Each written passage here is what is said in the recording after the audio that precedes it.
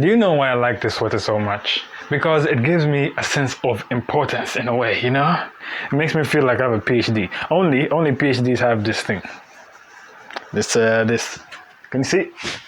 This thing here. Only PhDs have this. It gives me a sense of importance and knowledge and coolness, you know, no coolness. And nerdiness, should I say. And I'm smart of the books. What? Anyway, I'm here to talk to you about the authority of the Bible, of the Word of God, okay? We receive revelations, but it must be based on the Word of God. Peter said this when he was talking about the transfiguration and the light coming and the morning star rising in our hearts. He said, but we have this sure word of prophecy, which you should give heed to. Well, he had finished explaining the experience, you know, the angelic experience. It wasn't angelic. It was Jesus being transfigured into a light being, and then Moses and Elijah showing up on the mountain. Like they actually saw that experience. And he was trying to convince all the Christians in that day. We're not declaring to you something we haven't seen. We've seen. We had an experience, a personal experience. Also, John talks about it in his 1 John or 2 John or something. He says, the word which we have touched, which we have seen, which we have handled. Okay, we saw him, the word of life. Okay. So the other people that came later on didn't see his power, his demonstration. So they pointed back to the word. You should take heed to the Bible. Okay. Now, how do we know? How do I know that the Bible is true? That's the question. My personal thingy. That's why I've come here to understand my opinion on these things. Okay. How do I know? Me personally. I know because, firstly, my understandings are based on the person of Jesus Christ. Okay. How do I know his person of authority? Because there are many historical writings, Josephus, and different people that actually say, these are non-Christians, so they say there was a man who was healing and working miracles and doing all this power stuff, and said he was crucified on the cross. We're not sure, but So there are many historical things. Well, yeah, that's a good reason to believe in Jesus, I would say, but for me it's more of a experiential thing, because I can't even explain why. It's just you have to experience, okay? You can't. Paul said that you may come to acknowledge to know the love of God experientially. You can't just know it in your head. You get saved in your heart by acknowledging Him in your heart, by having a revelation, apocalypsis. You have to see Him in your heart, not in your head. Salvation is of the heart, not of the head. It's of the spirit, spiritual rebirth. Now, I believe the Bible because Jesus referred to the Bible. He said, not one, he referred to the law. And then he commissioned his apostles to write the New Testament.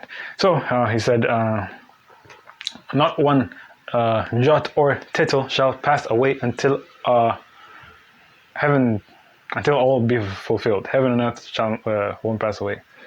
So he was talking about, the law was Genesis to Deuteronomy, what Moses wrote down. Now, the prophets are also there. He also referred to the prophets. Truly, did the prophet say such and such and such and such?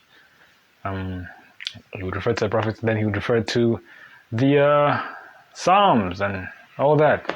Okay, so that's why I believe in the Bible, in the Old Testament. I believe in the New Testament because those are the people that he commissioned. There's some people today, there's some people today that are trying to move Paul's epistles. That's absolutely crazy. You're mad. You're mad. You're moving the whole foundation of the whole 2,000 years that we've just been in. It's crazy. That's just the devil trying to come in and mess everything up. Anyway. So, the authority of the Bible. In the book of Exodus, chapter something, I think it's 30. It's in the 30s there. There is the talk of the menorah, when the menorah was being built by Moses, by the instruction of God. God told him, make this is the menorah picture, so it should be up there. I taught this in a previous video, but then I deleted my videos, so now I have to teach them again. Great, amazing. I have some of them in an archive, but then I deleted this specific one, like forever. Ignorance. I'm a bit ignorant sometimes. Ignorant, for those of you who are not Ugandan. Anyway, what was I saying? What was I saying? Oh, there we go. It's gone.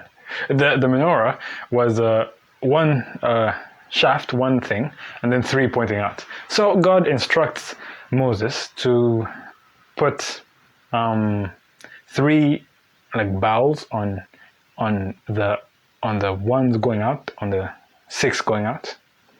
Put three bowls which had a bulb, like a flower, and then something else. And some three things, okay? So the menorah is a type of the Bible. In the Ark of the Covenant, it's a light in a dark place, as Peter said.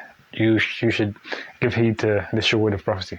So, yeah, the three things were there. So three on each of them. 1, 2, 3. So there was a bowl with three things inside, and there were three bowls on each of the ones pointing out, not on the middle one. Okay, I hope I'm making sense here. So you can imagine one of those ones pointing out 1, 2, 3, and in those bowls there's 1, 2, 3, 1, 2, 3, 1, 2, 3. So three. We're taking it to math now. 3 times 3 is 9. So there are 9 thingies on each of the ones pointing out. So there's 6 pointing out. 6 times 9 is 54. So now on the middle shaft, remember the 54. In the middle shaft there was there were four bowls with 3 each. 4 times 3 is 12. 54 plus 12 is 66. 66 books of the Bible. Is that good? It's good stuff. So now, let's even take it further. So there was, so 9. 9 times, let's do only one side of it. 9 times 3 is 27. Then I'm so good at math, eh? Hey, I'm quick. Wow, I didn't know. 27 plus 12 is, this one is tough. 27 plus 12, 39. 39.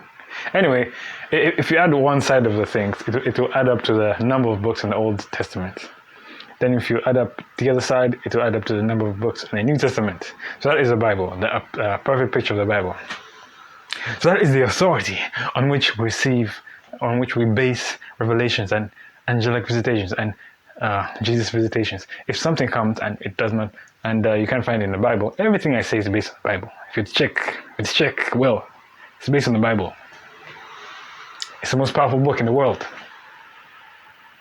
And I think the second most powerful is the Book of Enoch, and the third most powerful should be like, what? I don't know. I base everything on this book, the Bible. Yes, that's the end of the video. Bye.